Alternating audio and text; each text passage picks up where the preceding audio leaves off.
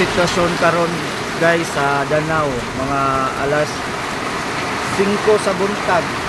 Kusog ang hangin ug ulan niya among boarding house, puno na sa tubig. Nalami sa pinakataas doon eh. Kita niyo. Kusog na gid siya. Kita gyud karon kami na kusog ang hangin. Atong tanan. Kay karong alas 8 maabot pinakusugan eh. Oh.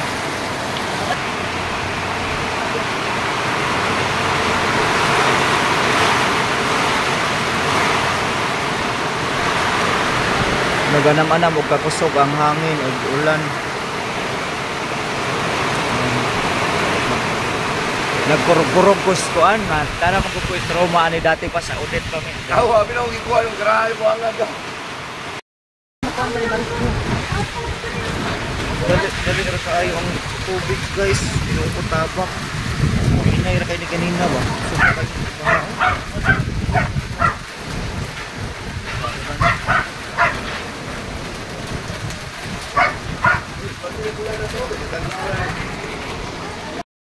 Oh, motor oh. Grabe tabangi Lord, ara nang maka-adri asa mo. Kapit namin naabot sa imabaw sa boarding house Lord, nanay naanod ng mga motor. Kusog ko doon ang hangin sa akin. Oh, tabangi.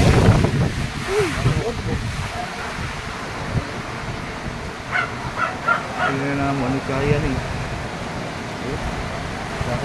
Kapay mga tao dito guys. Baka gyud kayo siya nagtingami. Dali-dali ra kayo ang tubig no? Oo, dali ra kayo. Ang motor ano na nagtao ba?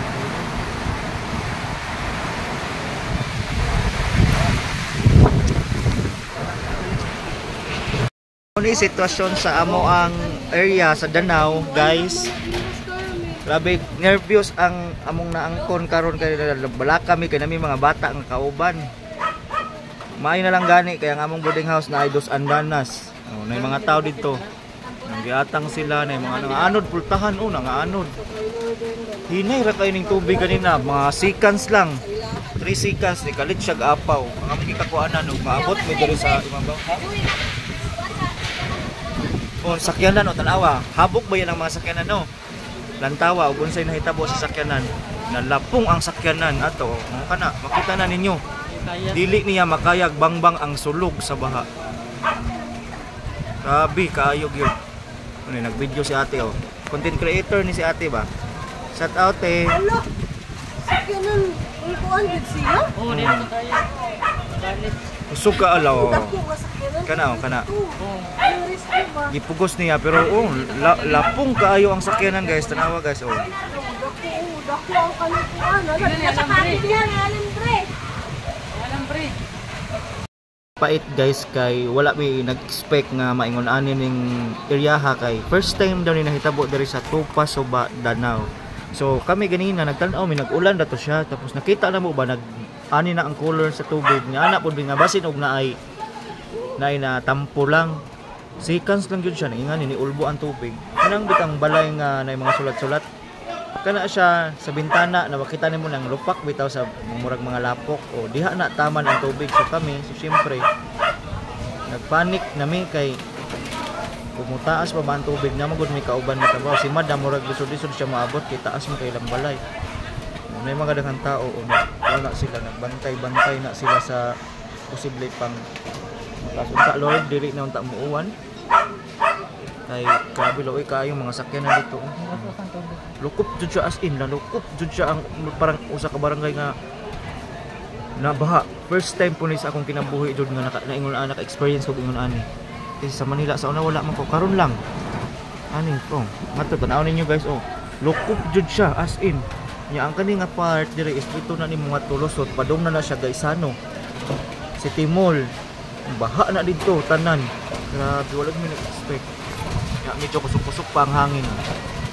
Kusog pa ang hangin pero dili na siya ingon nga perminti mo hangin murag maglabok-labok na lang pero dili gihapon mi magkumpiyansa kay dili pa safe.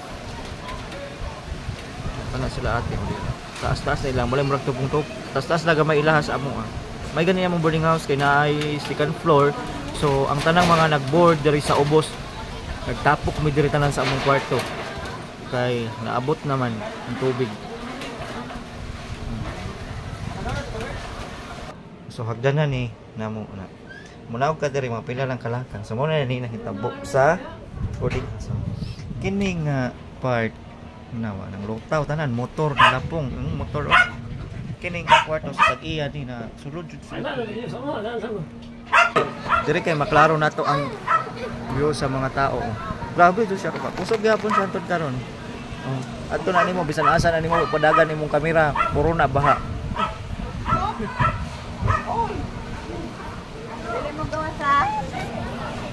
All my life I've never been like this in front of you right now.